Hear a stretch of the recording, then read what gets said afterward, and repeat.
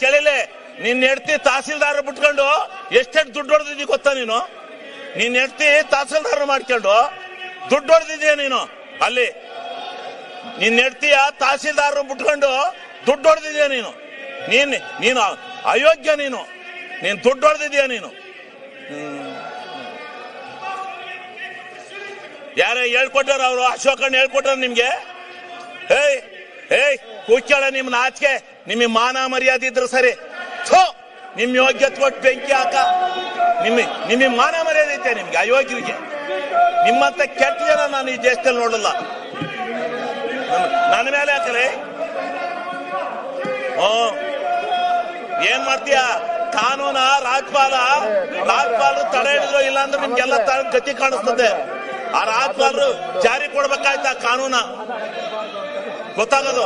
ಮಾನ ಮರ್ಯಾದೆ ಇಲ್ಲ ನಿಮ್ಗೆ. ಮಾನ ಮರ್ಯಾದೆ, ಸಿಗ್ಗು ಸಿವಾಸು ಏನೂ ಇಲ್ಲ ಈ ಬಿಜೆಪಿಯವರಿಗೆ.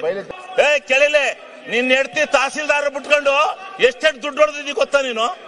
ನಿನ್ ಹೆಂಡತಿ ತಹಸೀಲ್ದಾರ್ ಮಾಡ್ಕೊಂಡು ದುಡ್ಡು ಹೊಡೆದಿದ್ಯಾ ನೀನು? ಅಲ್ಲಿ ನಿನ್ ಹೆಂಡತಿಯ ತಹಸೀಲ್ದಾರ್ ಬಿಟ್ಕೊಂಡು ದುಡ್ಡು ಹೊಡೆದಿದ್ಯಾ ನೀನು? ನೀನು ಅಯೋಗ್ಯ, ನೀನು ದುಡ್ಡು ಹೊಡೆದಿದ್ಯಾ ನೀನು? ಯಾರೇ ಹೇಳ್ಕೊಟ್ಟಾರ? ಅವರು ಅಶೋಕಣ್ಣ ಹೇಳ್ಕೊಟ್ಟಾರ ನಿಮ್ಗೆ?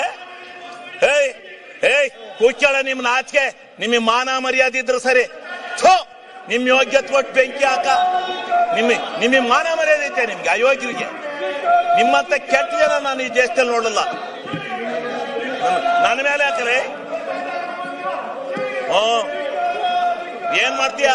ಕಾನೂನ ರಾಜ್ಪಾಲರು ತಡೆ ಹಿಡಿದ್ರು, ಇಲ್ಲಾಂದ್ರೆ ನಿಮ್ಗೆಲ್ಲ ಗತಿ ಕಾಣಿಸ್ತದೆ. ಆ ರಾಜ್ಪಾಲರು ಜಾರಿ ಕೊಡ್ಬೇಕಾಯ್ತ ಕಾನೂನ, ಗೊತ್ತಾಗೋದು. ಮಾನ ಮರ್ಯಾದೆ ಇಲ್ಲ ನಿಮ್ಗೆ.